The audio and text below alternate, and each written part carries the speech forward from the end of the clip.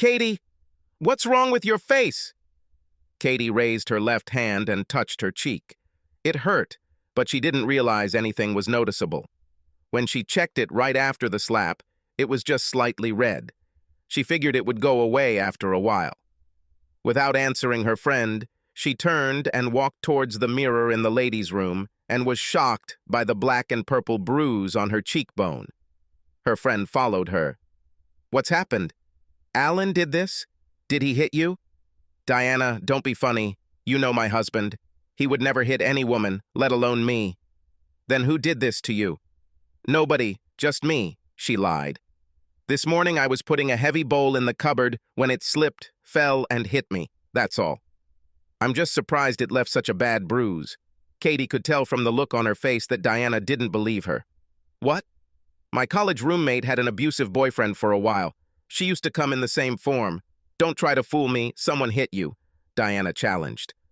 Katie stared at her silently for a moment, not knowing what to say. Her mind went into a frenzy, trying to decide whether to confess everything or try to bluff. "Well, that's my version, and I'm sticking to it," she joked, trying to lighten the mood a little. "Listen, no one offended me. It was an accident, just forget it." Diana couldn't help but get angry. They were supposed to be best friends. Friends trust each other. Then she remembered her old college roommate. She also did not immediately admit that she had been subjected to violence. Admitting that you are a victim of abuse is difficult for anyone, so she decided not to push.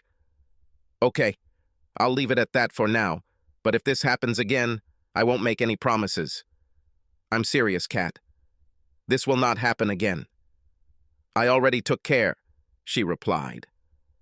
With these words, Diana left, and Katie tried to hide the bruise with makeup. Unfortunately, she didn't have what she needed, so she didn't do a very good job.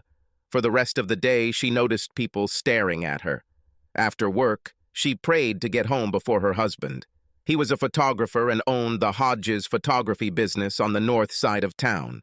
In the early days, when it first opened, he ran the entire establishment alone and rarely returned home before 8 or 9 in the evening. But once he got back on his feet, he was able to hire an assistant. He interviewed for 2 weeks before hiring Michelle. Michelle was personable, energetic, and very eager to learn. During the first year, she interacted with clients, signed them up for shoots, and even did shoots in some simpler cases. All this freed up some personal time for Al. Hell, sometimes, when things were going slowly, he'd even leave early and let Michelle close the door. From time to time, he beat his wife to the punch, arriving home a good hour or 2 earlier. Her heart nearly stopped when she opened the garage door and saw his SUV parked in its spot. "Damn!" she mentally cursed. Diana saw right through her lies. She hoped Al didn't have the same friend who was treated poorly in college. The plan was to yell that she needed to go to the bathroom before Al could see her, apply some foundation to the bruise, then walk down the stairs and give him the usual hug and kiss in greeting. Unfortunately for her, he was just walking up the stairs himself and was right at the door when she entered. She found herself in his arms, and his lips were on hers before she even realized it. Their lips were just about to touch when he stopped. "Honey, what the hell happened?" he asked, taking a closer look. She had learned her lesson from her encounter with Diana and had the best answer ready just in case she needed it. She spoke as nonchalantly as she could. "Yes, it happened in a restaurant during lunch. I had to go to the ladies' room. I did my job, but on the way out I felt that the strap on the heel of my shoe was twisted.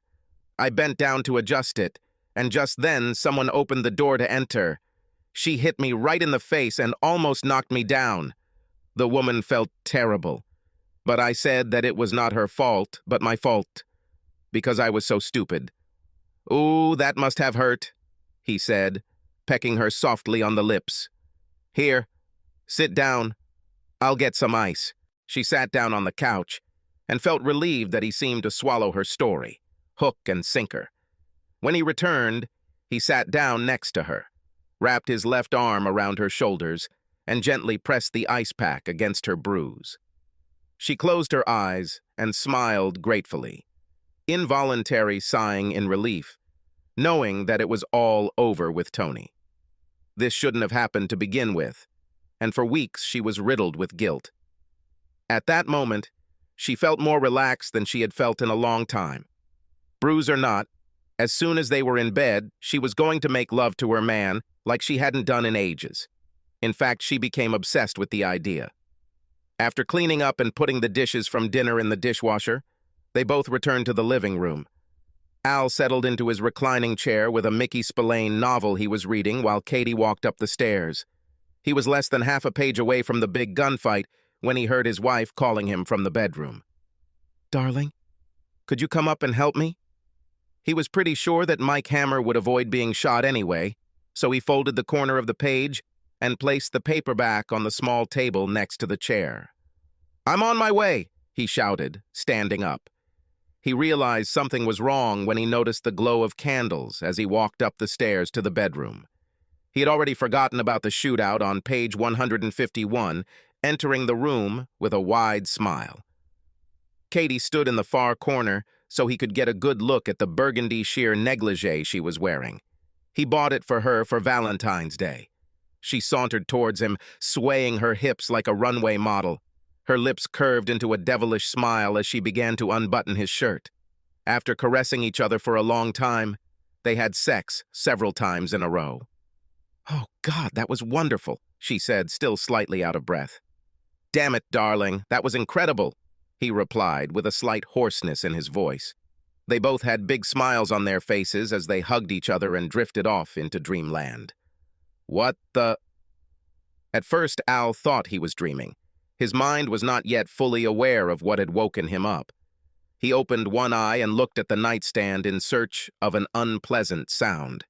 His phone was glowing. He knew it wasn't an alarm clock, which was even more annoying, and the room was still dark. As he swung his legs over the edge and sat down, he felt his wife stir. "Al, what happened?" "I don't know yet," he said, reaching for the phone. "Someone is calling. At this hour." "Hello," he muttered into the phone. A few moments later, Al jumped up and shouted, "I'll be there in 25 minutes. "Al, what's the matter?" "What's happened?" his frightened wife begged. "Someone tried to burn down the studio," he answered with alarm. "The cops and firefighters are already there." "I'll go with you." "Well, then, hurry up and put on something, we have to go." Thank God the expressways weren't too busy at 3 in the morning. They could see many flashing lights as they got closer. The gray-haired uniformed policeman introduced himself as Sergeant Juergens as they stepped out of the car. "I'm Al Hodges, the owner. This is my wife, Katie." Al was clearly shocked. "Is there a lot of damage there?" "No, almost none. It happened from the back. In the alley. Come on, I'll show you." The sergeant was right. The building was brick and the back door was steel, so except for a small scorch, everything was fine. Al was slightly embarrassed. The policeman seemed to be much more concerned than the minor damage warranted.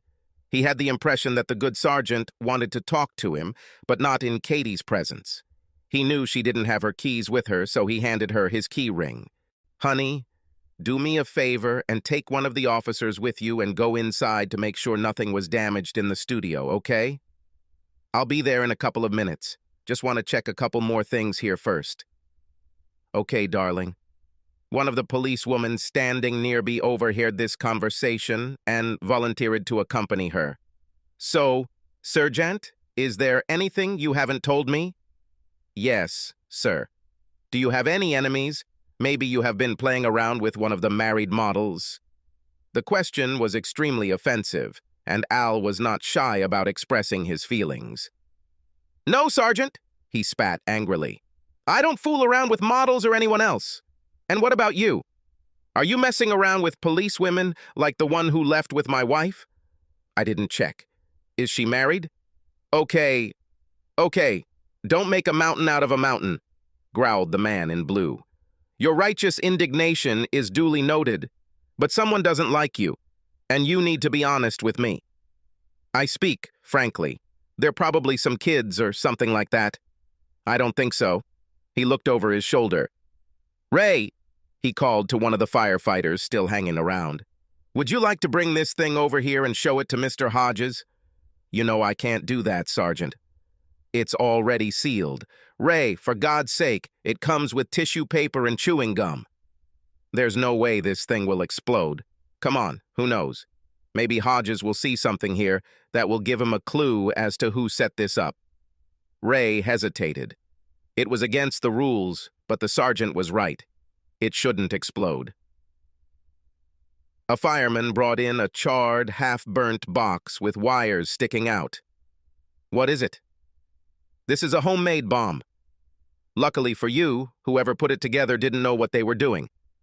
It overheated and caught fire instead of exploding. Bomb? Al muttered in amazement. I swear, I don't have the slightest idea who could do something like that. Yeah, no idea at all, the sergeant asked skeptically. Usually people don't have enemies that they don't know about. I swear to you, I have no idea. The sergeant worked in this position for more than 20 years. He could usually tell when someone was lying. His behavior changed for the better when he decided that Al was telling the truth. Okay, sorry about the joke about the models. I'm just trying to get to the bottom of the truth, for your own safety. Got it, El replied. Look, don't say anything to my wife about this, okay? I don't want to bother her. That's not a good idea, the sergeant replied. I understand your reluctance to bother her, but she could also be a target. We don't know who this person is or why he's focusing on you, but she should be warned so she knows to be vigilant. Al took a deep breath and let it out with a sigh. I guess you're right. When they both entered the studio, Katie and the policewoman were just finishing up their inspection. Honey, from what we saw, I don't think anyone broke in. Nothing was damaged and nothing was missing as far as I could tell, Katie commented. Thank you, dear. You too, officer, he replied. Darling, the sergeant here doesn't believe that what happened was just some kind of childish prank. Looks like someone might have a grudge against me. What? Who? I have no idea, he replied, shaking his head in disbelief. It may not be a big deal, but until we get to the bottom of this, I want you to be careful. Don't approach any unfamiliar cars or anything like that. If you go to lunch, it would be a good idea to take someone with you. Or, better yet, take your lunch with you and eat it at work. Are you serious? It's for the best, Mrs. Hodges, the sergeant added. Katie stood silently for a moment and looked at the two of them. What are you not telling me? It looks like someone tried to blow up this place, honey. What? Oh my God, are you sure? Yes, Al confirmed, nodding slightly. The bomb didn't go off, but it started the fire.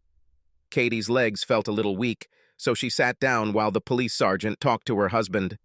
Do you have any CCTV cameras, Mr. Hodges? In the office?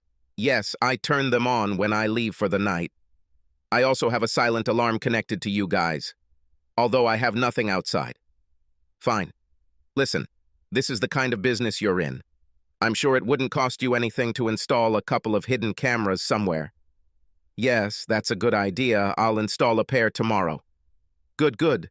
Well, I see the fire department guys have already left, but the fire inspector will be there in the morning. He looked at the woman in uniform. Are you ready, Officer Dar? Yes, Sergeant, she replied.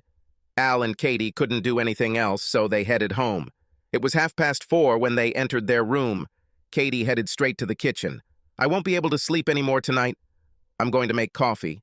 Make it enough for me, too, Al answered. Meanwhile, he sat in front of the computer and looked at sales of CCTV cameras. They ranged widely in price, from $25 to hundreds, but he was looking for other features as well. Of course, the camera had to be wireless, but he also wanted something weatherproof with night vision and infrared to get a good picture in the dark. Since he was not an electrical engineer, it also had to be easy to install. He found 3 models, any of which would be sufficient. He was still browsing when Katie came and stood next to him. She put her arm around his shoulders and looked at the screen. What are you doing? I want to install cameras as soon as possible. I think I have found what I need. I just wanted to see who was selling them in the area. Coffee is ready? Okay, sweetie. Pour me a cup and I'll be there in a minute. She leaned over and pecked him on the cheek before walking away. "Thank you, honey," he said, joining his wife at the kitchen table. They sat and talked about different things until they both laughed at the sound of the alarm clock coming from the bedroom. "Well, it's time to get up," Al joked. Before leaving for the studio, Al once again reminded his beloved to be careful.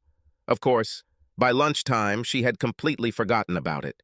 She was able to leave a few minutes early, putting her ahead of the usual crowd. With the car keys in hand, she reached to unlock the door when a man's hand grabbed her wrist tightly and spun her around, pinning her back against the car. Katie's frightened eyes met angry ones. She tried to free her hand, but his grip only tightened. "Tony, you're hurting me. Let me go." He reached out with his other hand and pressed her lips together so that she could not speak. "Obviously, I didn't express myself clearly enough yesterday. Get in my car, bitch. We're going to the apartment." She resisted as he began to drag her towards his car when they heard a voice. "Katie, are you okay?"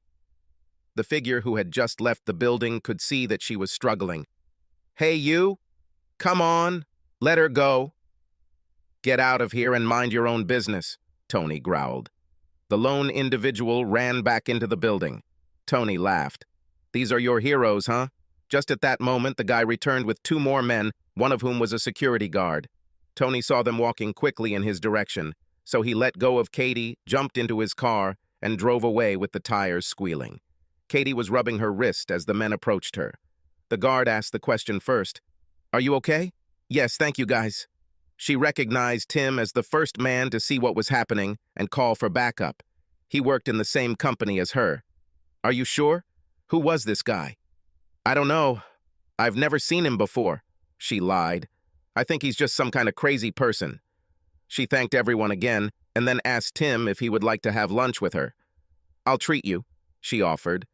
She wasn't sure if Tony was still around, but she didn't want to be caught alone again. Throughout lunch and the rest of the day, Katie wondered why Tony was acting so crazy. Hell, they only had sex 7 or 8 times. She now had a small bruise on her wrist in addition to the bruise on her face, although the new one was barely noticeable and required a good look to see. Earlier that day, Al had been a little intimidated as he opened the studio. He looked around before turning the key. When Michelle came in, about 10 minutes after him, he sat her down and explained what had happened. He asked if she saw anyone or anything suspicious on the way here. She said she didn't notice anything unusual, but he saw fear in her eyes. "Listen, Michelle, why don't you take the day off?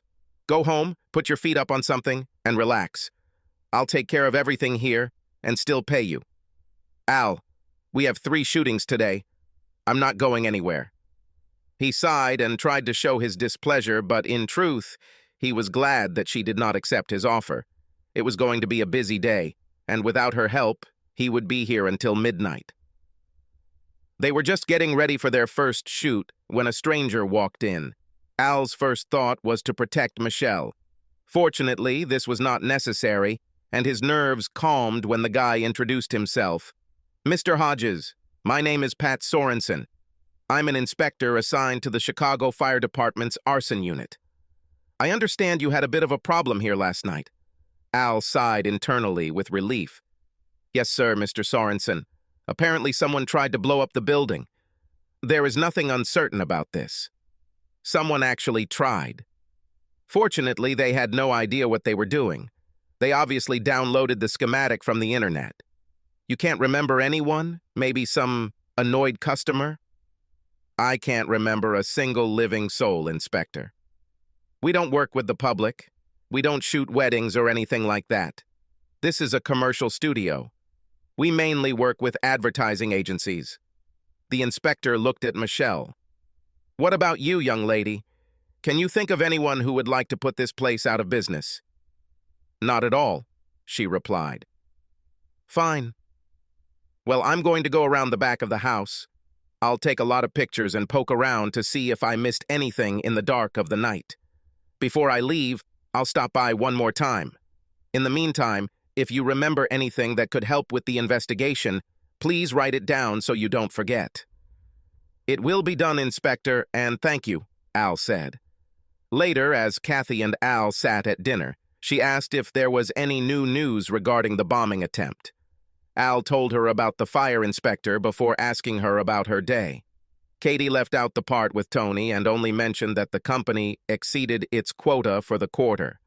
Al mentioned that he had ordered some outdoor cameras from Amazon and would install them as soon as they arrived the next day.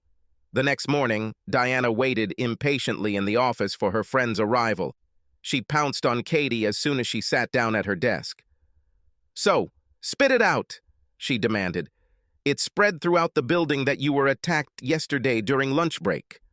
What the hell is going on? And don't you dare say you handled it because you obviously didn't." Katie sighed. She didn't really want to tell anyone, but Diana was a trusted friend. "Okay, let's have lunch at Plato's and I'll tell you everything." Over the next few hours, Katie found it difficult to concentrate on her work.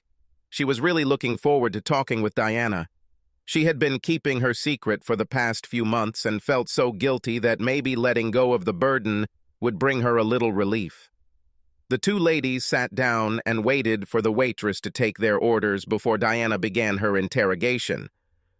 "Okay, if it wasn't Al who gave you a black eye, then someone else did. I believe you have a boyfriend." Katie sighed mentally. No one ever accused Diana of being stupid. "Yes, but you have to promise that you will never tell anyone about this. I already broke up with him, and I'm sorry this even started." "Who is he? Someone I know?" Katie lowered her voice. "No, I don't think you know him." She hesitated again. Promise that you won't tell anyone about this." "I promise," Deanna replied. "I would never do anything to hurt you, you know." "I know, it's just that." She paused for just a second before allowing herself to confess to her friend. "His name is Tony Belshaw. My friend introduced us over lunch." "What kind of girlfriend is this?" Diana said sarcastically. "Oh, I'm sure Audrey has no idea what he's really like." "At first, he comes across as a really cool guy. He's cute, funny, and oozes personality from every pore. There's also something dangerous about him. Something like a bad boy in a three-piece suit." Diana was determined not to judge, but she simply couldn't help herself. "Kat, I still don't understand how you got into bed with this guy when there's a guy like Al waiting for you at home." "I know," she replied sadly, "but it wasn't really my idea. At least not at first. He practically took me by force the first time it happened. I was at Carl's diner eating lunch alone when he walked in and noticed me. He didn't even ask permission and just sat down. 5 minutes later, he started pestering me. It took me a couple of minutes to try to figure out how I planned to handle this. I had no intention of having sex with him, but at the same time I was attracted to him. I excused myself and went to the ladies' room to think. I wasn't there very long and decided to just tell him I was happily married and hoped he wouldn't continue like that. But when I left, he was waiting for me in the hallway. He grabbed my wrists and pinned them to the wall above my head, and then kissed me hard. He then crossed my wrists and held them together with one hand while he lifted my skirt with the other. He put his hand under my skirt and started caressing me. Lord, Katie, why didn't you scream that you were being raped? I know, I should have stopped him immediately, but I was scared. I didn't know what to do. Nothing like this has ever happened to me before. I'm sure he saw fear in my eyes. I think he liked it because he smiled and kissed me again. You should have kicked him between the legs. I know. I didn't think so. My mind was in some kind of fog. So, what happened? Katie hesitated. Admitting what happened next was excruciating. Despite the fear, I was also excited. He obviously sensed how much it was and took it as an invitation. He dragged me into the men's room and pushed me down onto one of the sinks. I just stood there, frozen in place, while he pulled down his panties. Katie, how could you let him? She stopped mid-sentence, seeing the shame on her friend's face. I was just so, I don't know, I guess you would say stunned. Everything happened so quickly, and he was so controlling, and I felt helpless. Jesus, Katie, you should have gone to the police. It's too late now, Katie replied. Not at all. Did he hit you then? Katie shook her head. This happened a few months ago. That's what I mean when I say it's too late. Diana had a hard time putting two and two together. If it happened so long ago, why did he slap her a couple of days ago? Then it dawned on her. You didn't sleep with him, did you? Not after all this. I was asleep, she answered. I know how wrong it was, but it was so damn exciting, at least in the beginning. He was just so strong, so dominant. I always felt so helpless. Who can blame me for having sex with someone if I can't do anything to stop it? It was like a role-playing game, at least that's how I looked at it. Tony, however, took it much more seriously. He has a key to some friend's apartment which he can use during the day when his friend is at work. It is not far from here. About a week after we had sex in a restaurant, he was waiting for me in the parking lot at lunchtime. He made me follow him to the apartment. There he was, no more gentle than the first time, but we had a bed and more privacy. The first time we got there, he ordered me to undress in front of him while he sat and watched me. God, Dee, it was so... I don't know how to explain it. My hands shook as I unbuttoned my blouse. When I was naked, he ordered me to put my hands down at my sides and just stand there for a minute while he looked at me. After he undressed, we had sex in several positions. I hate to admit it, but I really enjoyed both times. Oh, Katie, was all her friend could say. I know. You can't imagine how guilty I felt afterwards. Why did he slap you? Well, we've done it a few more times over the past few weeks, but after a while he started getting really possessive. He kept telling me that I was his woman now, that I belonged to him and all that. It was a little confusing. I didn't know if he was serious or just role-playing, but I decided that I would end it with him. A few days later, he met me again in the parking lot, but I told him I had a business lunch and couldn't go with him. I don't know if he was angry or what, but the next day, he told me that I had to sleep with his friend to let us use the apartment. Then he said that I was no longer allowed to have sex with Al. Can you imagine the impudence? And what did you say? I was afraid to say anything. I decided that from now on I would just avoid him, and eventually he would accept it. I started parking my car on the street instead of in the lot, and used the south entrance of the building to come and go. This also worked until recently. And then, he slapped you? Yes. He followed me to Denny's. I didn't even see him until he sat down. He was angry as hell and asked why I was avoiding him and not answering his text messages. I said it's over. I wasn't going to stop having sex with Al, and I certainly wasn't going to sleep with his boyfriend. That's when he slapped me. The waitress saw this, grabbed a couple of guys at the counter and told him to leave. A little later, when I finished eating, one of the guys walked me to the car. What are you going to do? Judging by that little scene in the parking lot yesterday, it doesn't look like he's going to give up. I don't know, and now I might have an even bigger problem. What's the problem? The night before yesterday, someone tried to blow up Al's studio. What? Oh my God, is he okay? Yes, it was about 3 o'clock in the morning. Al and I were in bed when the cops called. The bomb turned out to be faulty, but I can only think of one person who could have done something like that. You don't mean Tony, do you? Who else? Al has no enemies in the whole world. Tony is the only one, in my opinion, who has a motive, or at least he thinks so. Oh, Katie, you should go to the police. Next time, he might come for Al in person, or maybe for you again. I don't know what to do, Dee. You're right, I know I have to talk to the police, but then they'll talk to Al. He will find out about my affair and my marriage will end. God, she said, looking up with tears in her eyes. Why did I even do this? It was so stupid.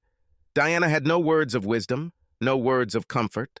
Her friend was hurt, but she hurt herself. She knew her heart should be breaking with sympathy, but part of her said, "You brought this on yourself, stupid." She reached across the table and took Katie's hand.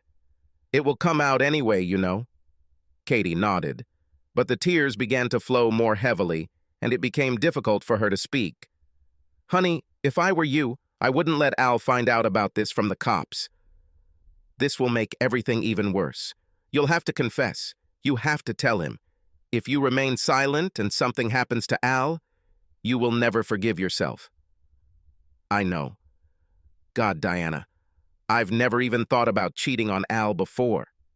I can't believe I got myself into this mess. I'm so scared. I know I'm going to lose him, she said, wiping her eyes with a paper napkin. I wish I could say a few comforting words to you, Kat, but I don't have them. You made a mistake, a big mistake, and now you have to face the consequences. I know, she sniffed. I'll tell him tonight when he gets home. Oh, Diana, I'm so scared. I don't think my marriage will survive. Diana inhaled and exhaled with a sigh. I don't know what to tell you, Kat. From what you're saying, it sounds like it's going to come out one way or another. I actually think it's better to try to leave early. Katie was still wiping her eyes. Can you do me a favor, Dee? Will you tell me at work that I got sick and went home? I can't go back there right now. I need some time to get ready. Of course, Kat. Do you think you'll come tomorrow?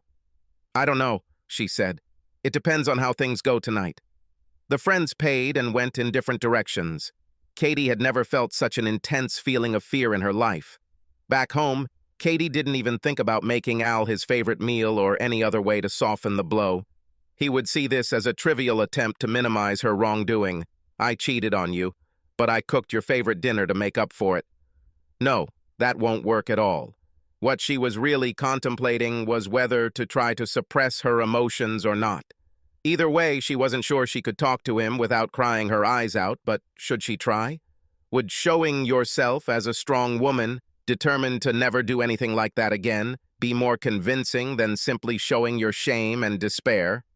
Al was a strong person himself and admired strength in others, but in this case, wouldn't he see it as her being unrepentant? She had no idea and could not imagine how to even start a conversation. Her eyes began to water. As she sat, Katie thought about the end of her marriage, but what was even worse was how it would affect Al. She could only imagine the pain she would cause if the roles were reversed. What if he had changed it? How would she feel? Just the thought of it broke her heart.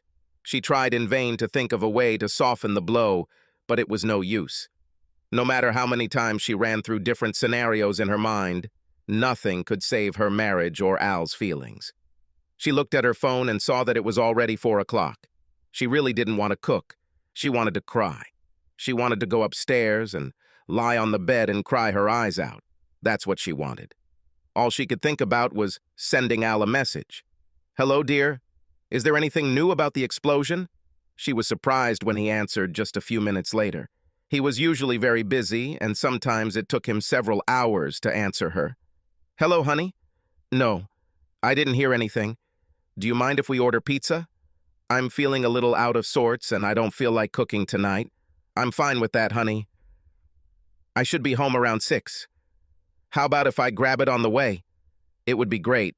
Can I buy you something at the pharmacy? No, thank you, dear. I feel a little stupid, but I'll be okay. Love you. I love you too. Diana was slightly surprised to see her friend come to work the next morning. I didn't think you'd come today, she said, pulling Katie to the corner of the room and speaking quietly. How did everything go? I couldn't do it, Dee. I chickened out. Okay, maybe that's good, Diana replied. Come after me. Katie followed her friend into the ladies' room. Diana looked under the doors of each stall to make sure they were alone before speaking. Yesterday evening, I talked to my daughter. She works for the judge, and she said you should get a restraining order. It's simple. There are only a couple of forms that you download from the internet. Fill them out and send them to the county clerk's office. That's all. And when you're done, text that asshole and tell him what you did. Tell him he'll be arrested if he bothers you or Al again. I highly doubt he'll bother you after this, not after he knows he'll be arrested. You could even mention that you know he was the one who tried to blow up Al's studio. But I don't know that. I'm not sure. You said to yourself that Al had no enemies. Who else could it be? Worth a try.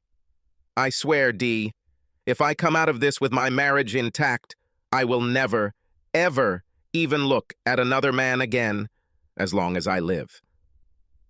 That afternoon, Katie went to HR and said she was still not feeling well and asked to be allowed to go home.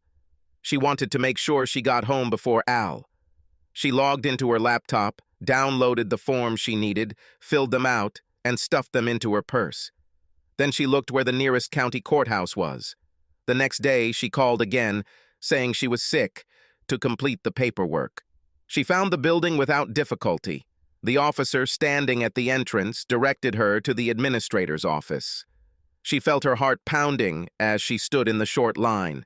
She continued to say a silent prayer, getting closer with each step as the people in front of her were served. "Please let this work. Please let this work." "Yes, ma'am. How can I help you?" Katie walked over and placed the forms in front of her.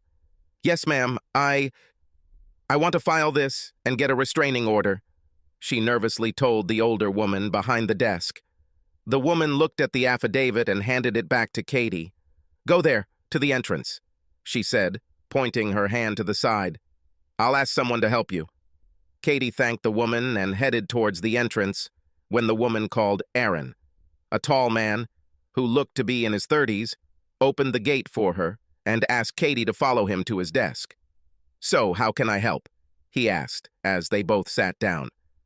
A man is harassing me and my husband.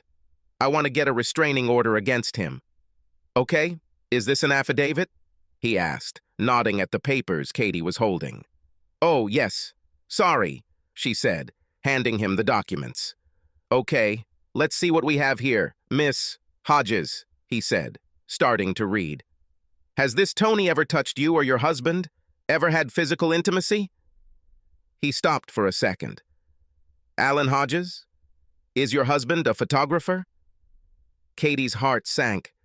There are more than 2 million people in Chicago, and she is faced with someone who knows her husband? She'd been nervous before, but now she almost broke out in a cold sweat. She didn't know how to respond, but before she knew it, she heard the words leave her lips. "Yes, it's him," she said without even realizing it. Now she had to deal with the consequences. "How do you know him?" she asked. "My wife works as a part-time model. She worked with him several times. She really likes him and says that she would like all her photographers to be as professional as his." Katie smiled nervously, but couldn't think of anything to say. She was glad that he only knew Al through his wife and was confident that her secret would remain safe. "Sorry," the young man apologized. "I didn't want to go off topic. I was wondering if Tony ever had physical intimacy with you or your husband?" She had already told the police that she had no idea who might have blown up Al's studio, and she wasn't sure it was him, so she wasn't going to mention it. "He once gave me a slap in the face. Not very strong, but it gave me acute pain. I didn't tell all about it because I didn't want him to go after Tony and possibly get in trouble." "Okay," he said, making a note in the corner of the statement. "Anything else?" "No, it was only once, but he won't leave me alone." "How do you know him?" "He works with my friend. He sat down at our table while we were having lunch. Since then, he has been trying to get me to sleep with him. I continue to refuse, but he becomes more and more insistent." "Has he ever followed your husband, tried to confront him or start a fight with him?" "No, I don't think he'll dare, but I don't want to risk it." "Mrs. Hodges, does all know this guy is hitting on you?" "No, I'm just worried that he'll follow him and end up in jail. I would appreciate it if you wouldn't tell your wife about this." "No, of course not," he confirmed. "Okay, this will be filed in the 3rd District Court tomorrow morning. Anthony Belshaw will not be allowed to come within 30 meters of you or your husband. If he approaches you, call 911 immediately, and he will be arrested for stalking." Suddenly, it felt like someone had lifted the weight of the world off her shoulders. "Thank you, Mr. Aaron Nelson. My wife's name is Peggy, if this ever comes up," he said with a smile. Katie thanked him again and left the building, feeling better than she had in days. She couldn't wait to write to her opponent. "Tony, I just filed a restraining order against you. If you come within 30 meters of me, I will have you arrested. I'm sure you don't want your wife bailing you out of jail, so leave me alone." She was relieved when he didn't answer. "I'll have to treat Diana to lunch," she thought with a smile. Diana was glad to see Katie at work the next day. She was already starting to worry. "So, did you do it? Got a restraining order?" "Yes, I did," she replied with a wide smile. "Lunch for you and your daughter at my expense, if she can join us." Evie works in the city center. She would never do this, but I will take note. Diana replied with a smile. Have you sent that bastard an email yet? I sent him an SMS. He didn't call me back, so I hope I heard the last of him. Okay. I hope you were serious about never looking at another man again. I swear to God, Dee, she said, raising her right hand to swear. I learned my lesson. Never again. Katie checked her phone again at the end of the day, but there was still no word from the asshole. By the time she returned home, she felt on top of the world. She was in the kitchen, humming and purring to herself, when Al walked in. He chuckled as he walked toward the kitchen door. Wow, someone feels happy, he joked. She came up, hugged his neck, and looked into his blue eyes. Why not? Look who I'm married to, she said, before French kissing him. Katie couldn't wait for Al to go to bed after dinner. She needed to feel committed to her marriage again. Even if he didn't realize it, it was necessary. Necessary to show her husband that she belonged to him and him alone. Later that night, she literally turned him inside out. It was an extremely enjoyable night for both of them, even if it was for different reasons. Of course, only Diana knew why, but several of Katie's co-workers noted her playful behavior over the next week. The smile never left her face throughout the day, and nightly workouts in the bedroom with Al only contributed to this. By the next weekend, Katie had left Tony as a bad, distant memory. It wasn't until the following Tuesday that he punctured her balloon. That day, she was sitting at her desk when she heard her phone ringing about a text message. She finished what she was working on before checking on it a few minutes later. She almost felt the color drain from her face as the photograph stared back at her. Katie instinctively clutched the phone to her chest and quickly glanced around to make sure no one else had seen her before, stuffing the phone back into her purse and heading straight to the women's restroom. She walked into the first stall and locked the door behind her, lowering the toilet lid and sitting down before her legs gave way. Katie took a couple of deep breaths before pulling her phone out of her purse and looking at the disgusting photo again. Most of her body was covered, but her face was very visible as she looked at a naked man who was clearly having sex with her. She knew it was fake. Tony was the only man she'd been with since she married Al, and it wasn't Tony. Of course not. He would never have sent his photo, but she knew that he was the one who sent it. There was no one else who would have done this. She was so angry, she didn't even realize the risk she was taking by calling him from a public restroom. She could practically hear the smirk on his face as he answered, "You know that my husband is a photographer," she almost screamed. "He will just look at this photo and immediately understand that it is a fake." "Katie, I have no idea what you're talking about, but it sounds like we should discuss this in person, at lunch tomorrow at Plato's." The connection ended before she could say anything else. "Damn him!" she mentally cursed. "What kind of mess is this?" she thought. He knew she would do almost anything to protect her marriage and used that as leverage. She was so quiet that night that Al wondered if there was some problem. She told him she was just tired and had a few problems at work that she was dealing with. He, of course, accepted her explanation and offered any help he could provide, but she refused, saying that she would sort everything out. She slept very little that night, but by morning she had a plan. Al always left home for work long before she did. This gave her the opportunity to go into their home office and grab the mini digital voice recorder Al was using to take notes. She'd seen him use it enough times to know that there were different channels she could record on. She found an empty one and set it to record with the press of a button. When Katie arrived at work, she enlisted the help of her friend. Diana didn't really want to get involved in this matter. Of course, she didn't want this creep to harass her either, but Katie assured that this wouldn't happen. Shortly after noon, Katie sat nervously at Plato's waiting for her tormentor, and as soon as she saw him pull into the parking lot, she reached into her purse and turned on the recording device. He literally made her skin crawl as she watched him strut over to her table and sit down. He did not pay any attention to the woman sitting alone at the next table. Katia leaned forward and lower-read her voice to greet him. "You really are a piece of shit, you know that?" He smiled silently. "Give me your purse," he demanded. "What?" "My Percy. Why?" "Just give it to me," he repeated. No, I won't give you my Percy. Give me your Percy, or this meeting will end, and your husband will receive the photos by email before he gets home tonight. She knew this moment would come and thought about what she should do. She reluctantly handed him her purse.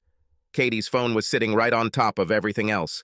A wide smile stretched across Tony's face when he saw that the recording function was activated and knew he had outsmarted her. He picked up the phone and turned off the recorder. Katie lowered her head as if she had just been caught with her hand in the cookie jar. "Did you really think I was stupid enough to let you record our conversation?" He grinned, returning her purse. Katie tried her best to keep the smile off her lips. Thanks to her husband's penchant for Sherlock Holmes mysteries, she learned that if someone is looking for something, they stop looking as soon as they think they have found it. To protect something valuable, leave it in plain sight and then hide the bait. "That photo won't do you any good," Katie told him. "You know that my husband is a photographer. In 2 seconds, he will realize that the photo is fake." "I don't think so. I paid good money to a professional graphic artist to do this. He assured me that no one could refute anything even under a microscope." Just then, the waitress came and took their orders.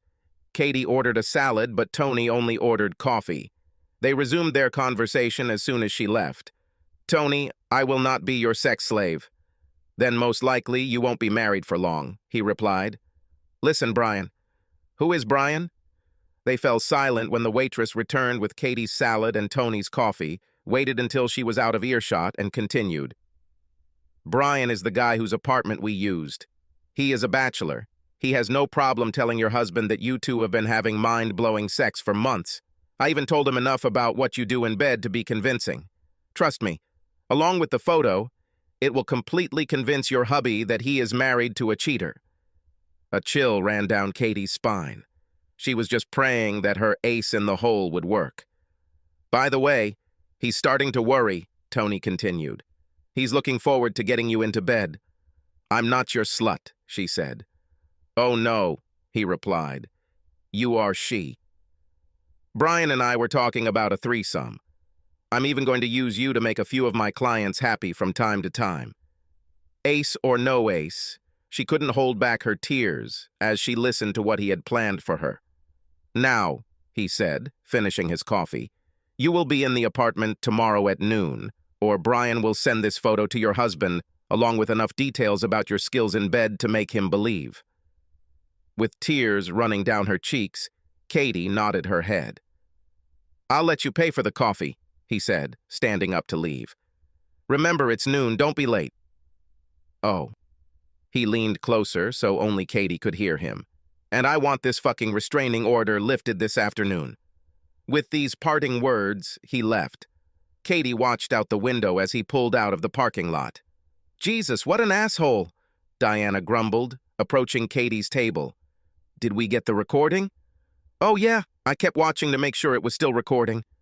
"Just in case. I also had the voice recorder on my phone turned on."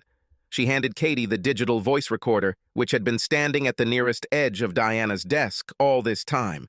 Katie pressed stop, then rewind, then play. There was some background noise, but Tony's voice was loud and clear. She recorded the entire conversation on tape, every threatening syllable. She breathed a sigh of relief when she realized that she had it in her hands. Under the guise of asking what he wanted for dinner, Katie called Al as soon as she got back to the office. After he made a couple of suggestions, she asked what time he would be home. He said he was very busy and would be there around 7. This gave her time to do what she needed to do, but just in case, she wondered if she could get out a little early. She knocked on her boss's door and entered, receiving his invitation. "Hal, I have some personal matters that I need to take care of. Would you mind if I leave around 4 today?" "Before you go, I need Jenkins' proposal," he replied. "I already put it on your table earlier. You were talking on the phone, but I thought you saw me. This is all in a red folder." He picked it up and looked through it. "Yes, it looks good. Okay, since all your work is done, I have no problem. Thank you, Hal. I'll contact you before I leave."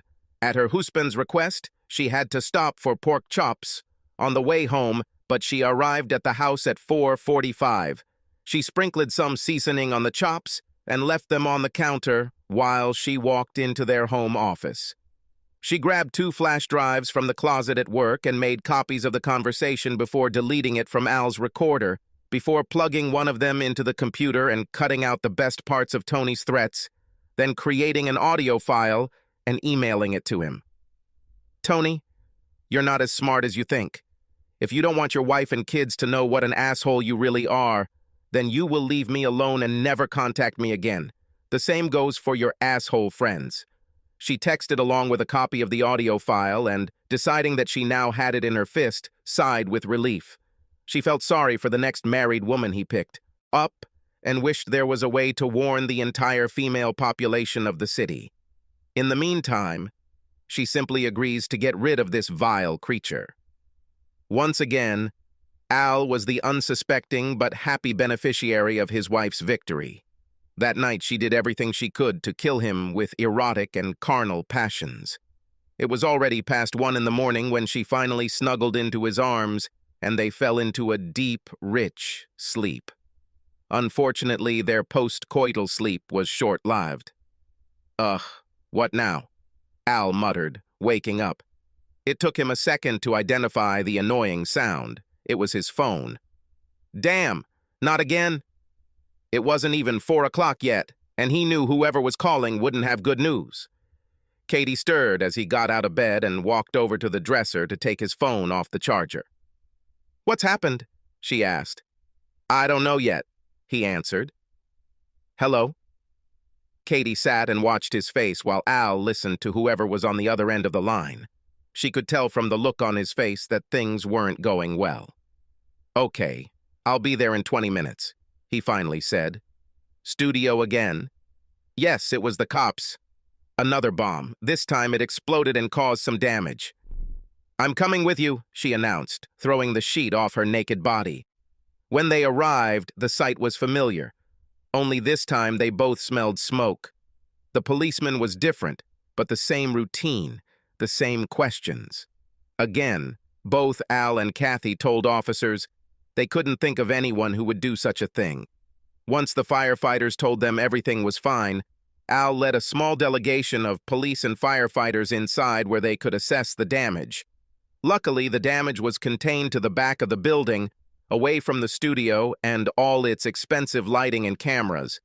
The back door was ripped off its hinges, pieces pierced the ceiling and disabled the office computer, coffee maker, and several other items. A filing cabinet was knocked over by the explosion, and some documents were destroyed due to water damage. I think it could be worse, Al said, looking around the mess. Mr. Hodges, I was told that this has been tried before, and you said that you were going to install several surveillance cameras. Did you do it? Asked the duty officer in uniform. Yes, I did, but I put them into this computer, he said, pointing to a broken pile of garbage lying on the floor. They, however, also have mini SD cards inside each device. I would be grateful if you would give them to me. I will take them to our laboratory, where they can be examined by our IT forensics team, the officer asked. Yes, of course, Al agreed. I'll go and bring them to you right now. It was almost 7 in the morning when Al and Katie returned home.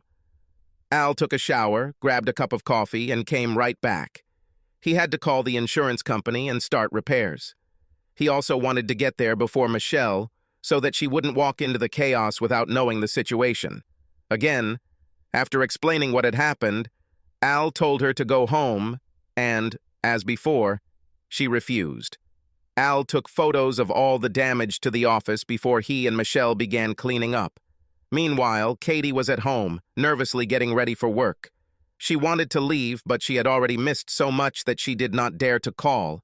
Diana knew something was wrong even before Katie reached her desk. You look exhausted, Diana said to her friend.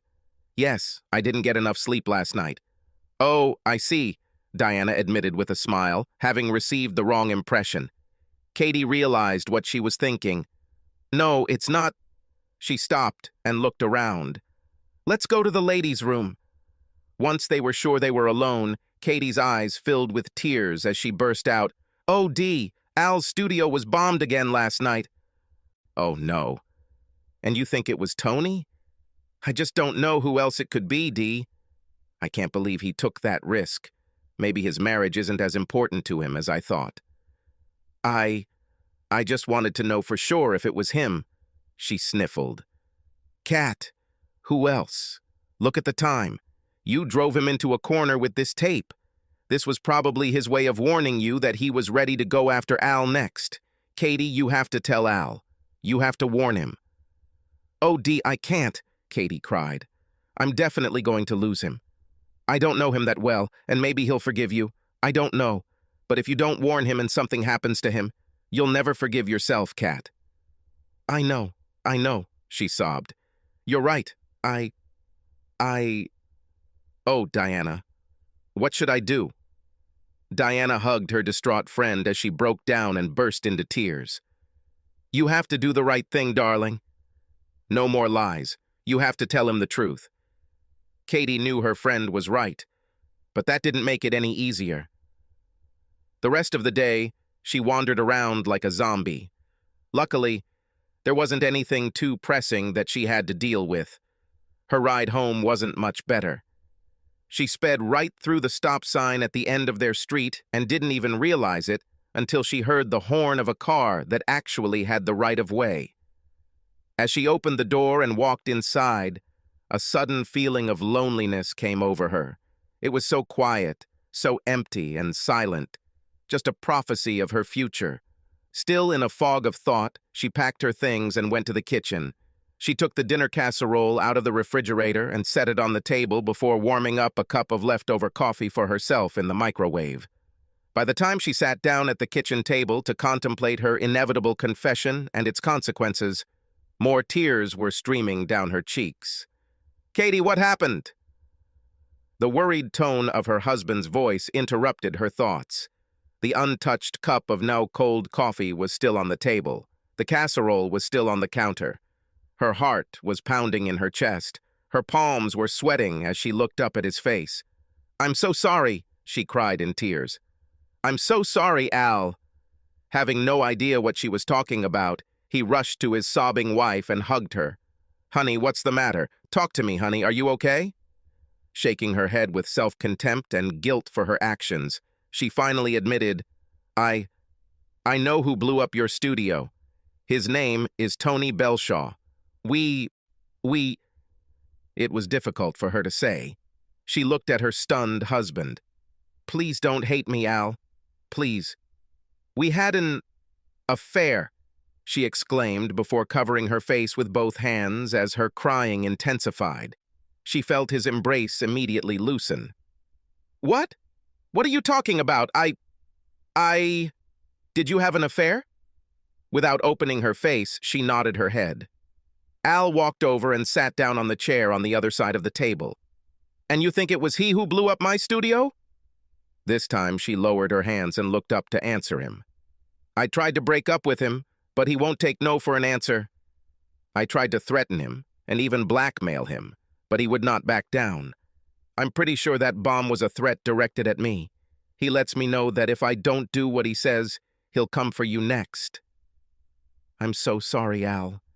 I didn't mean to hurt you. I tried everything to keep you from finding out. But I had to warn you. I couldn't let you get hurt. Al remembered her broken face. Did he give you a black eye? She looked up in surprise. Yes, she admitted. He slapped me the first time I told him it was over. How do you know?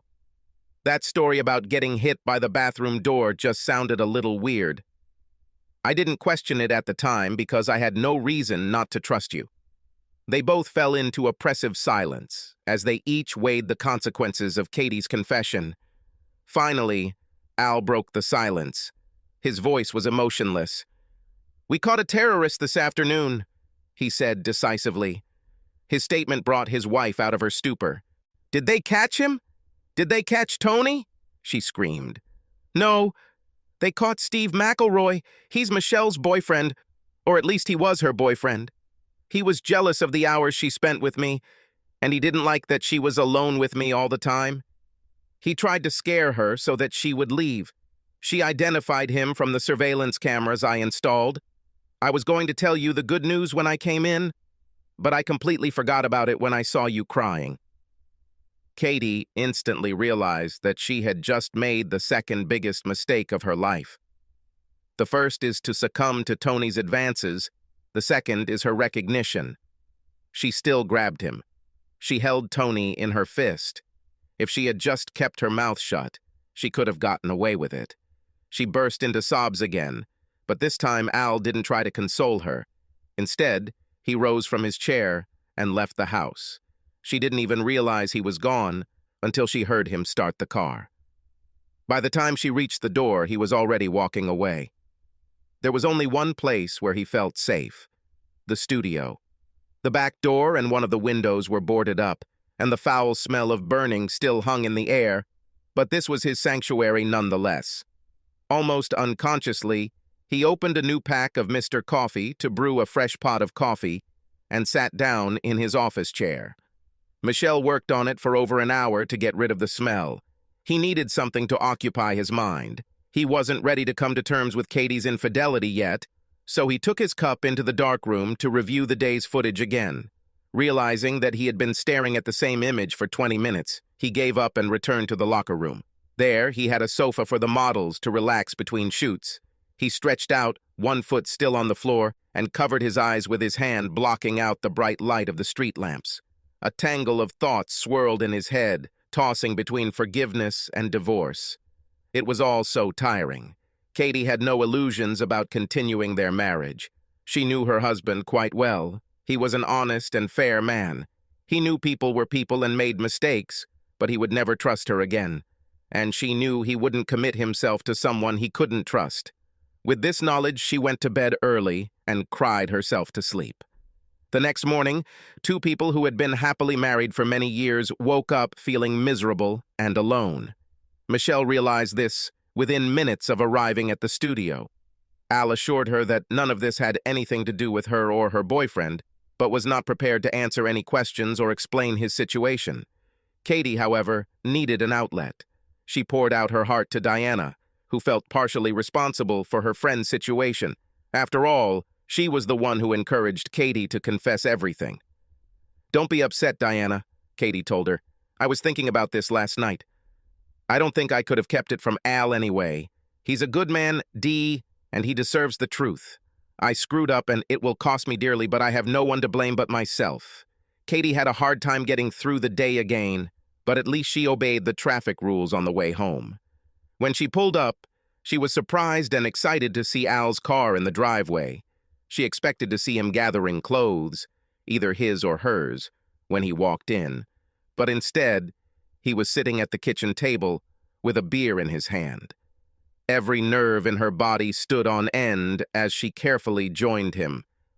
"We need to talk," he said as she took a clean cup from the cabinet. "I know," she agreed. She poured the remains of her morning coffee into a cup and popped it into the microwave before brewing some fresh coffee. When she finished, she took her reheated coffee and sat down at the table. A tear broke through her lower eyelid as both eyes filled with fear of what was about to happen. "First of all, Katie, I want to know about this guy you slept with. Did you say he hit you?" "Yeah, I really think this guy is a little crazy," she replied, nodding her head. "Please, Al, don't mess with him. I honestly don't know what he's capable of. You said he hit you when you told him it was all over, and before that he hit you?" "No, but he was always a little scary. He practically forced me the first time." "What do you mean, practically forced you?" She told him how Tony first cornered her in the hallway outside the men's room, then dragged her inside and forced her. "And did it turn you on?" he asked in surprise. However, in all the years he had known her, he had never seen anything to indicate that she was submissive. That was exciting, Al. I can't explain it. Nothing like this has ever happened to me before. I should have turned around and kneed him between the legs. I should have called the police. I should have tried harder to stop him. But when it was over, all I could do was stand there, trying to catch my breath. To tell you the truth, he was so strong, so physical that first time that I didn't think of it as infidelity. But I knew that if I told you about it, I'd have to go to the police, and I really didn't. Wanted to do this. After that, I didn't see or hear from him for a whole week, and then one afternoon he met me in the parking lot and told me to follow him. I knew I shouldn't, but I really thought we'd just have lunch. However, instead of stopping at the restaurant, we went to his friend's apartment.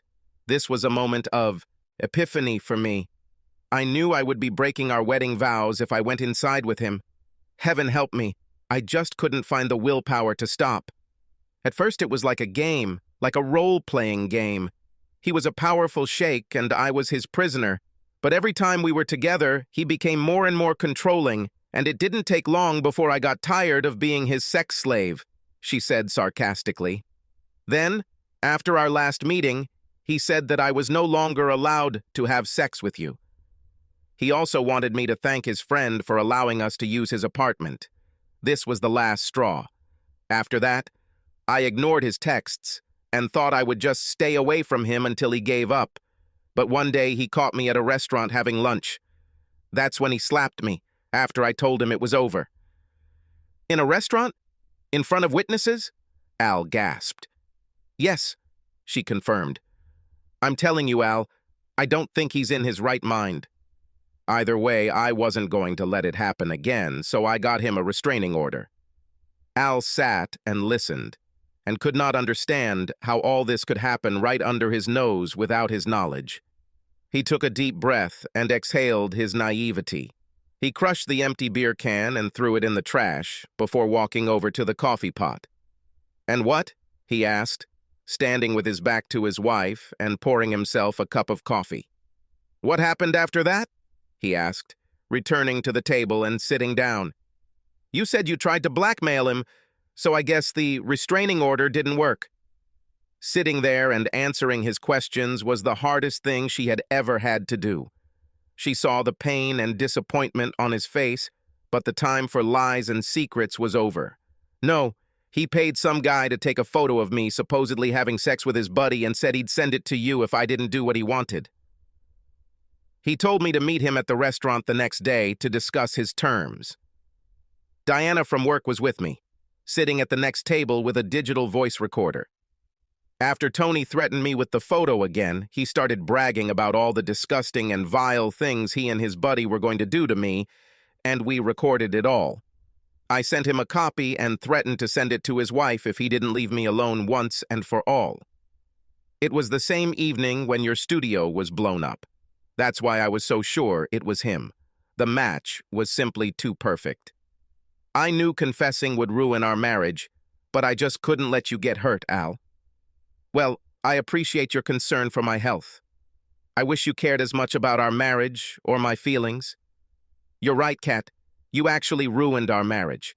I think we both understand that I could never live with someone I didn't trust, and after hearing about everything you did behind my back, keeping me completely in the dark, I would never do anything again.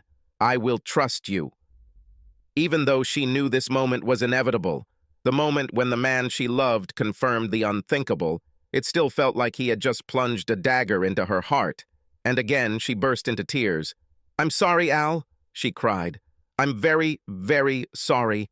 I'm sorry I ever met this idiot. I'm sorry that I broke your heart. And I'm sorry that I ruined what we had with you. If you forgive me, dear. Using her usual affectionate address to him, she realized that this could be the last time, and it was too much for her. She turned and ran out of the room without saying another word. Al heard her run up the stairs and slam the bedroom door. He heard the creak of springs above him as she flopped onto the mattress, and her uncontrollable sobs. He had already shed tears last night and was determined to remain stoic and composed while he was here, but his grief was palpable. He reached out and wiped the salty drops of grief from his face. He looked out the kitchen window and saw the light turn from day to night and sighed at the thought that this was a metaphor for his marriage, and then continued to watch how the darkness of the night slowly squeezed the life out of the shining sun. After a while, Al woke up to the fact that he was still staring into the now pitch-black void. He listened, but heard only silence. She stopped crying. He quietly walked up the stairs and looked in on his future ex-wife. She stretched out diagonally across the bed and obviously cried herself to sleep. He looked at the clock on the bedside table. It was just after 8 and neither of them had eaten yet. It was too late to start cooking anything. 40 minutes later, he returned from their favorite Chinese restaurant with takeout. "Katie, Katie," he called quietly, shaking her shoulder. "Come on, wake up. Dinner is waiting downstairs." She opened her eyes and forced herself to smile sadly. "Okay, let me wash my face and I'll be down in a minute." When she joined him, there were plates and 2 glasses of wine on the table. They sat in silence for most of dinner. Katie spoke first. "I know I already said, Al, but I really regret what I did. I don't think you'll ever be able to forgive me. Maybe only if we go to couples therapy. I thought about it, Kat. I really thought about it a lot. But it wouldn't make any difference. I absolutely despise what you did behind my back." Do you despise me?" she asked sadly. "No, I don't despise you. I probably still love you to some extent, it's hard to say. Right now, I'm overwhelmed with emotion. I really don't know how I feel, but I actually look at you differently. You are no longer the person I put on a pedestal. Maybe it's unfair, after all, we are all human and we all make mistakes. But don't we put the person on a pedestal when we fall in love? I just never thought you were capable of such deception. I honestly didn't know you had that in you. I was desperate, Al. I tried to save our marriage. The time for that was before you spread your legs for that guy, Katie," he snapped. His harsh words brought another sob from his wife, but he continued, "Katie, knowing what I now know means that my entire perception of you since we met has been wrong. I don't think there is a therapist in the world who could convince me that you are the woman I thought I married. I'm sorry, Katie, but what we had is over." She knew him well enough to almost guess what he was going to say, word for word, but she had to ask. She wanted to burst into tears again, but there were no tears left. "So where do we go from here?" "I will look for a lawyer and start a divorce, but I'm in no hurry. I think we should wait until our emotions calm down a little before we decide what is fair. We still have that old sofa bed in the basement. I'll set it up in my home office and sleep there." "You can sleep in the bed, Al. I don't mind." "I don't think it's a good idea, but we'll see how it goes. In the meantime, I need your contact information for this Tony character. I also want to know what he looks like." "What?" There was real fear in her voice. "Please, Al, don't mess with him. I swear he went crazy. Just leave it as it is. This idiot dragged my wife into the men's room and grabbed her by force, then punched her in the face. I'm not going to just leave it the way it is," he said emphatically. "You know me. I also want to listen to that recording you made. Al, I don't think this is a good idea. You're already angry, and if you hear what he said on that tape, you'll want to kill him. I really don't want to see you behind bars for the rest of your life. I'm not going to kill him, Katie, but if he's as unstable as you say, he just might come after me. I want to convince him that pursuing either of us again is a bad idea. Al, I don't really care what you think, Katie. I need a description of him, and I want this recording," he almost shouted. She sighed. She had only seen him this angry once or twice before. She knew nothing would stop him. If she doesn't give him the tape, he'll tear the house apart until he finds her. "Okay," she conceded. He's about the same height and build as you. He has straight black hair and a mustache. Are there any tattoos or scars or anything like that?" "There is nothing." "Okay, where's the recording?" "It's upstairs, I'll bring it." She walked into the bedroom and rummaged through her underwear drawer. A minute later, she was already downstairs. "Here," she said, handing Al the flash drive. "Please, I really don't want you to listen to her," she begged. "Is this the only copy?" he asked, completely ignoring her request. She nodded that it was. "Okay, I'm going to make a couple copies in case we ever need it," he said. He left her in the living room and closed the door to their home office behind him, before putting on his headphones and plugging the flash drive into his computer. He almost wished he had listened to Katie's advice and followed it. By the end of the recording, his heart was pounding, his hands were sweating, and a gallon of adrenaline was running through his body. He really wanted to kill that son of a bitch, literally. The next day at work, Michelle could tell that Al was thoughtful. She was still nervous about finding out that her boyfriend was responsible for the bombings and wondered if Al was going to fire her. When she asked if something had happened, he, not wanting to share his circumstances, told her that he had a personal problem. She had no idea what this meant, and it did nothing to ease her anxiety, so she walked in and asked directly, "Are you thinking of firing me, Al?" "What? No, of course not. What gave you this idea?" "Well, Steve was my boyfriend," she replied. "That doesn't mean I hold you responsible for his actions. Michelle, I don't know what I would do here without you." "No, your job is not in danger," he assured her. As he talked, he thought that since she was younger than him, she might know something about the internet that he didn't. "Michelle, if I just had a guy's name and mobile phone number, how would I know where he lives?" "God, Al. I have no idea. Maybe whitepages.com or something?" "No, I already tried that. No luck. The only thing I can think of is to call a private investigator or a police officer, something like that," she suggested. He had never dealt with private detectives and didn't really know whether he could trust them or not. The only policeman he knew, or at least could remember, was Sergeant Jurgens, the policeman he had met during the first studio bombing attempt. He remembered that the sergeant turned out to be a rather friendly guy. He thanked Michelle for her offer and looked up the unofficial number for the 16th Division headquarters. "16th Division," boomed the voice. "Hello! Could you tell me when Sergeant Jurgens will arrive? I'd like to talk to him if possible." "Does this relate to some matter?" asked the voice. Well, actually this concerns a former case." "Wait. Sergeant Jurgens," another voice said a few seconds later. Al was surprised. He didn't know the sergeant was working that shift. He just assumed that he always worked at night. "Sergeant, I don't know if you remember me, but my name is Al Hodges. Some time ago, you were investigating a bomb explosion that caught fire in my photography studio." "Yes, of course, I remember you, Al," Jurgens replied. "How can I help?" I know you're going to think I'm being rude, but I was wondering if I could ask you a favor." "I really don't know who else to call. If you're going to ask for 5 minutes alone in a cell with McElroy, it's not going to work," said the sergeant. No, that's not the point, although it's not a bad idea," Al answered after thinking. "This is a common request we receive from victims after their perpetrators are caught. I hadn't even thought about it, but now that you mentioned it..." He let his words hang with a slight chuckle. "No, this has nothing to do with the explosion. Just if I give you the guy's name and cell phone number, can you tell me his home address?" "Sorry, Al, we're not allowed to do that. What does all of this mean?" Al wasn't going to tell him the whole story, but maybe a little. "This guy harassed my wife in a restaurant. When she told him to fuck off, he slapped her. Bring her here. I'll have her fill out a complaint so we can arrest this guy." "She doesn't want to do this, Sergeant. She just wants to forget it." "Then my advice is to forget it too, Al. If you go to his house and beat the crap out of him, you'll end up in jail. You know that, right?"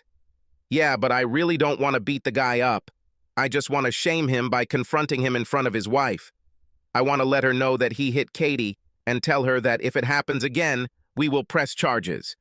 If there was one thing the good sergeant couldn't stand, it was some idiot hitting a woman." "Is that all you want to do?" he asked.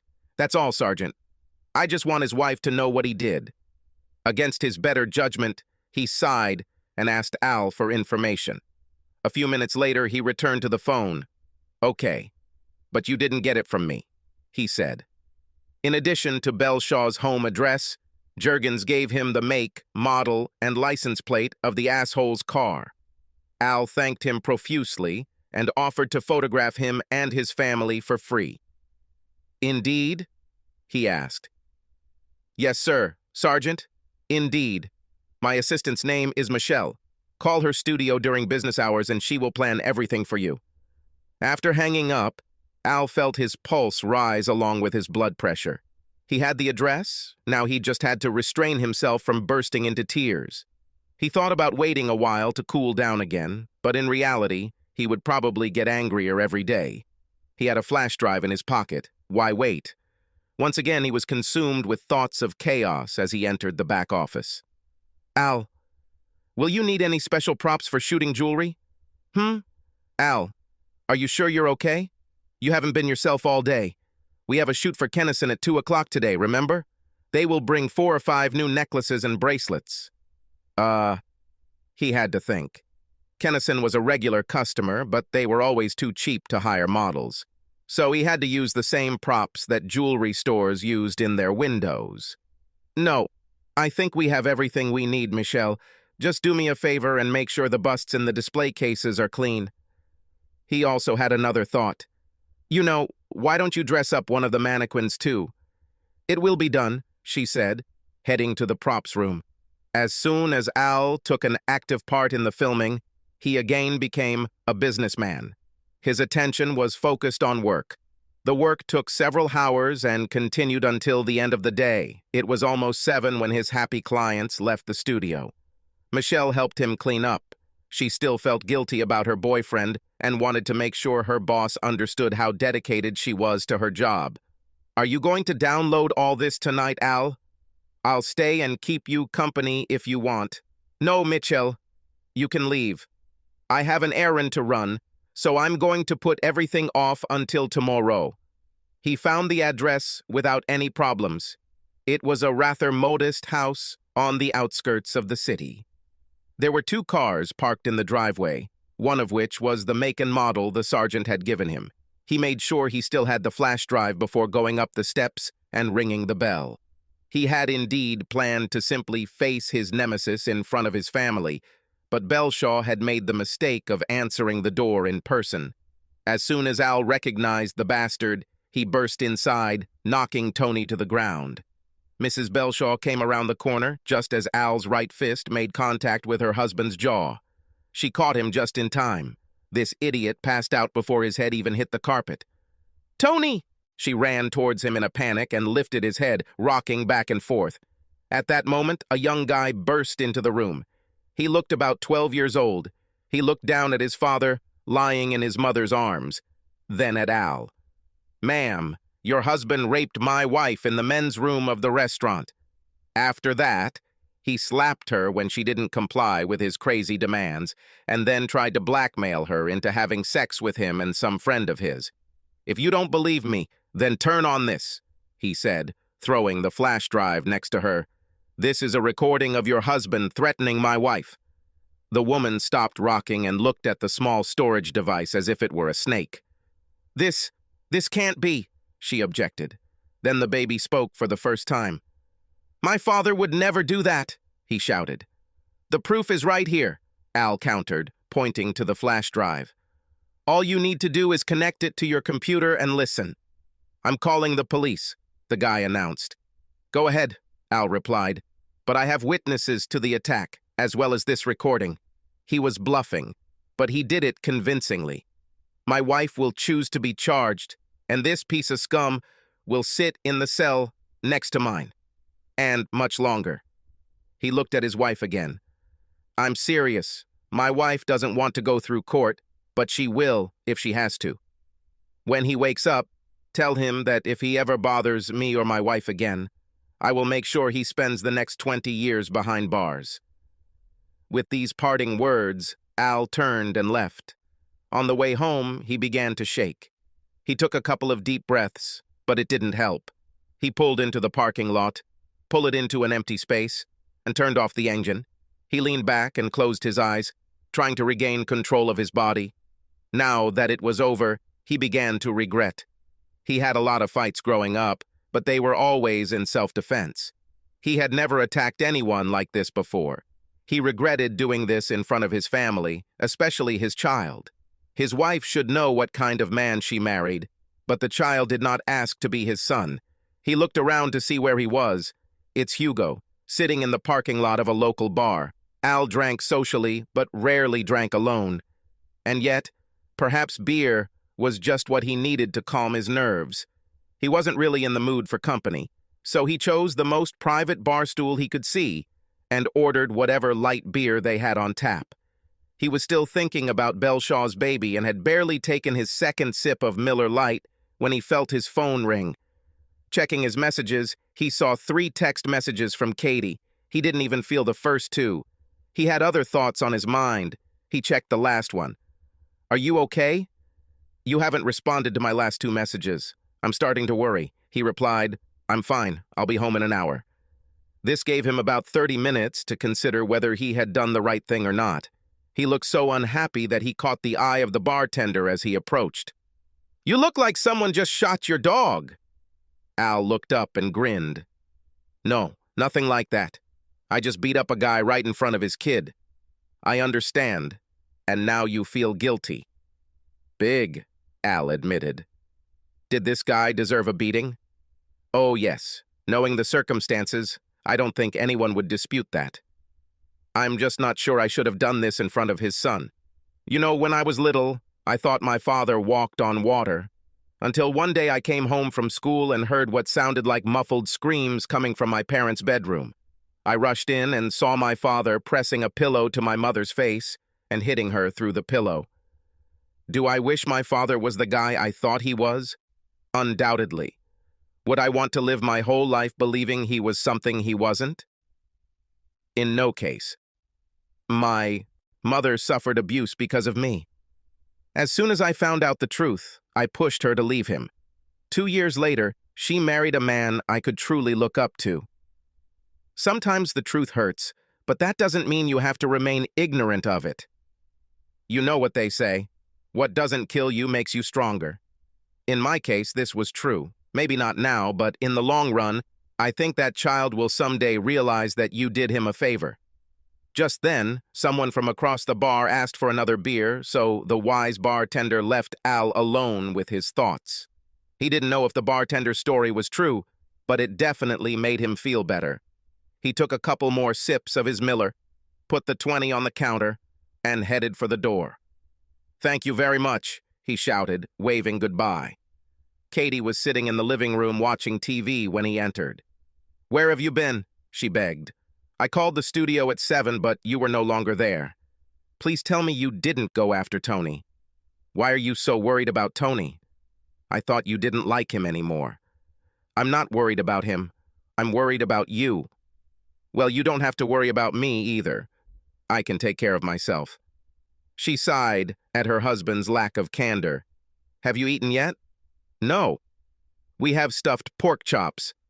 I'll warm up a plate for you, she told him, and then noticed his swollen hand as he sat down to eat.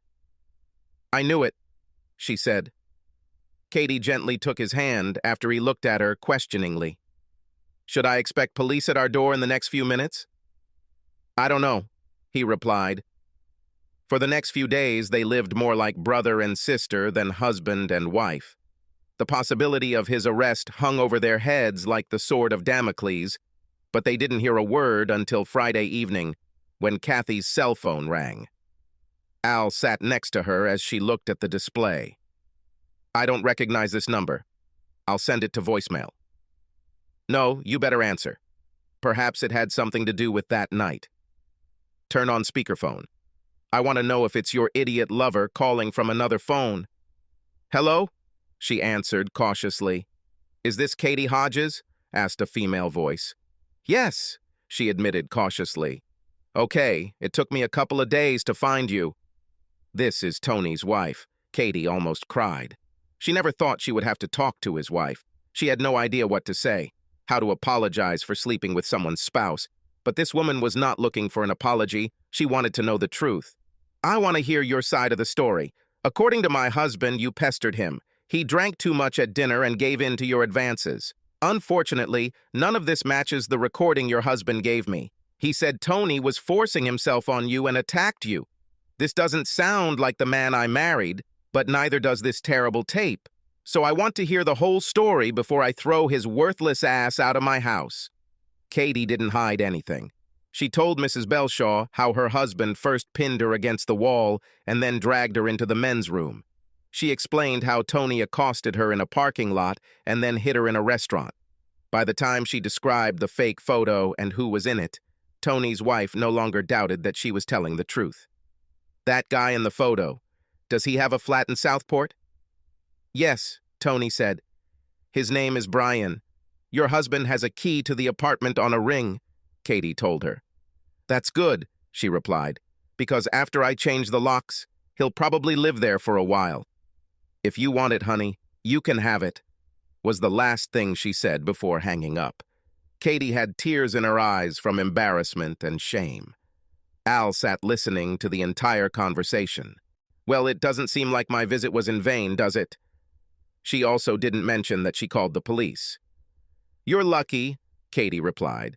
"It's funny, I don't feel lucky. Not at all." "I did not mean it. You know what I meant. If he ever tries to contact you again, let me know." Katie nodded her head in agreement. "Over the next few days, I want you to make a list of what you want from your divorce. We'll discuss this on Sunday. If it's reasonable, I'll sit down with a lawyer next week and get the paperwork done.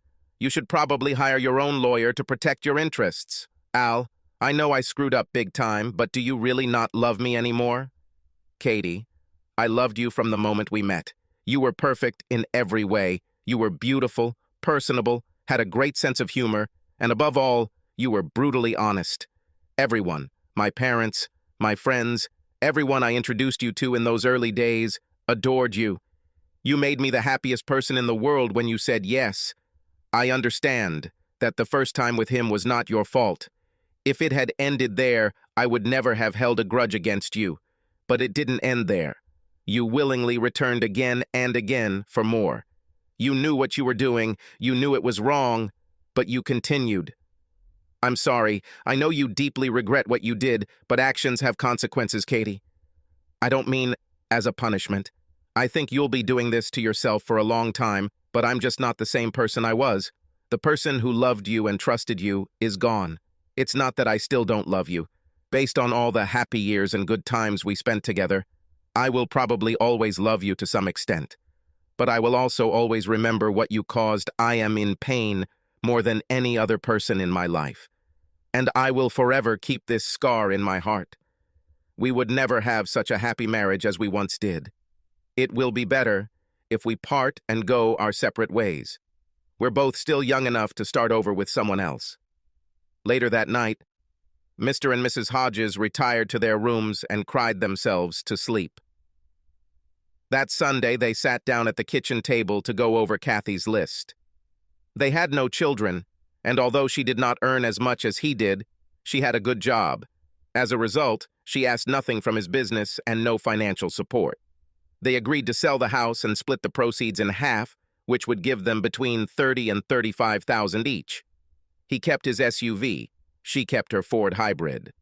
Other than that, all she wanted were some things that reminded her of the good times they had together and her personal items.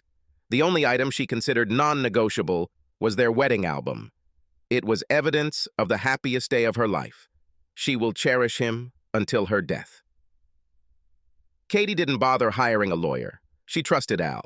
The lawyer who handled all this almost felt guilty for his fee. As for the divorce, it was the smoothest, most stress-free case he had ever encountered.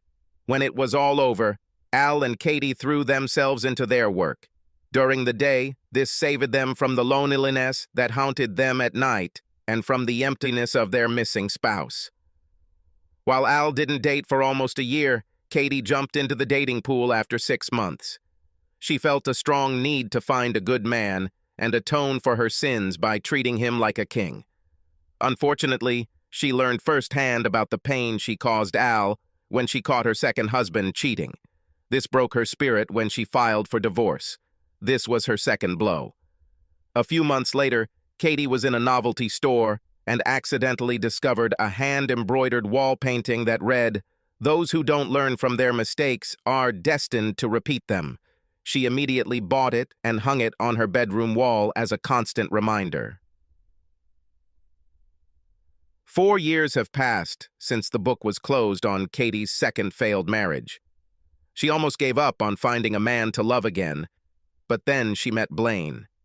He wasn't as handsome as Al, but he was a really good man, and she felt a little spark between them from the very beginning. When their relationship became serious, she didn't want there to be secrets between them. She showed him the embroidered picture on the wall and told him the story of how she lost her first husband. When she finished, he had only one question. "Have you learned from your mistakes?" She assured him sincerely, and without question, that this was so.